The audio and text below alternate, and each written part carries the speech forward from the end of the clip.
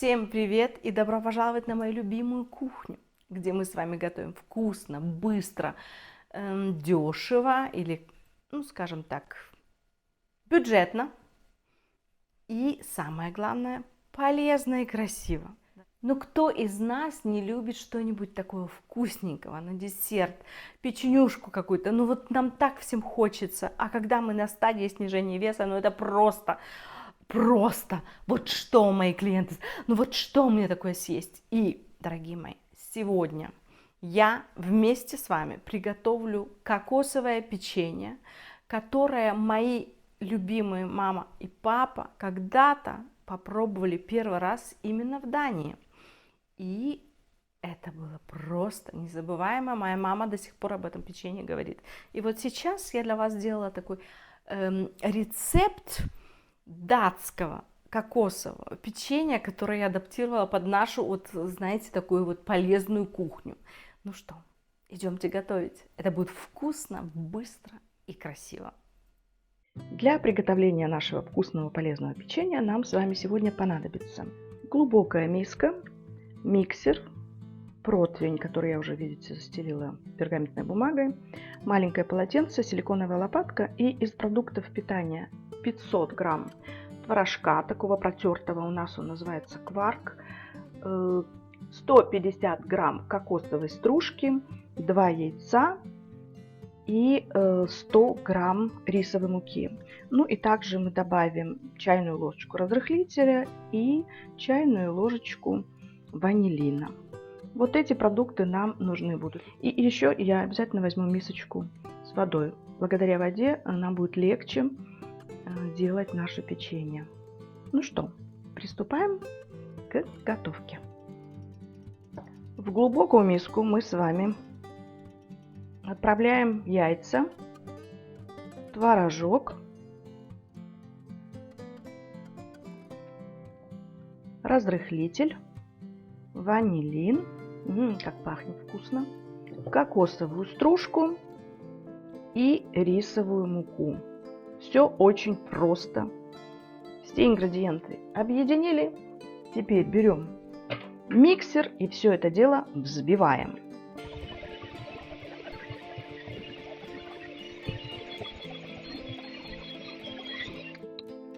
Тесто вот такое у нас получилось консистенции, видите, оно густоватое, но тем не менее не крутое.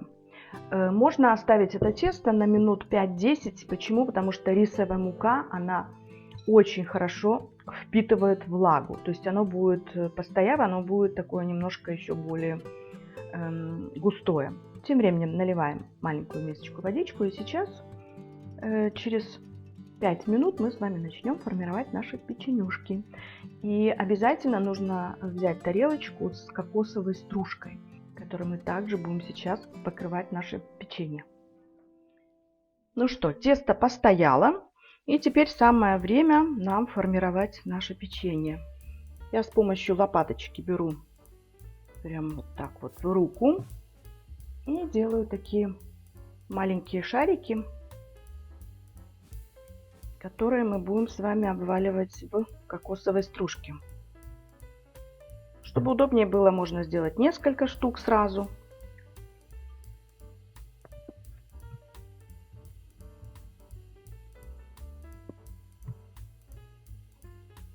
Пергаментную бумагу мы с вами должны немножко спрыснуть маслом. И теперь обмакиваем наши шарики и выкладываем на противень.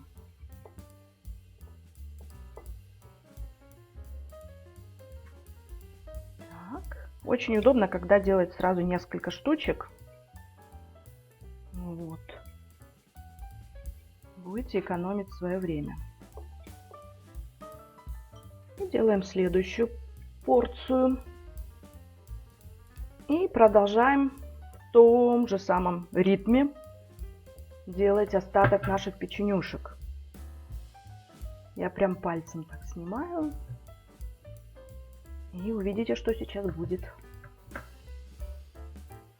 И вот у нас осталась уже последняя порция. Посчитаем, сколько у нас получилось печенюшечек. Все очень просто и легко, видите, и быстро. Самое главное, как мы все любим. Чтобы было быстро, просто и вкусно. Так. Ну, еще у нас 2 осталось, и нам надо их куда-то поместить. 2 печенька сюда, и здесь тоже между ними.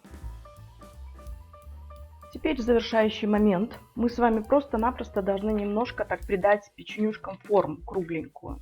И эти шарики мы формируем с помощью пальцев. Вот такой у нас прекрасный есть инструмент. Просто немножко так придавливаем их. Они теперь уже, видите, легко отходят от пальцев. Тесто не прилипает за счет того, что мы присыпали печенюшки кокосовой стружкой. Форму можно придать конусную, если вам нравится. Если вы хотите просто кругленькие, как у меня, это тоже прекрасно. Все. И наше кокосовое печенье уже готово к тому, чтобы отправиться в духовку, которую я уже включила на 180 градусов, буквально на 20-30 минут. Смотрите, как я всегда говорю, по своей духовке. Пахнет великолепно кокосом. Тот, кто любит вообще кокос, то это печенье будет совершенно большой находкой.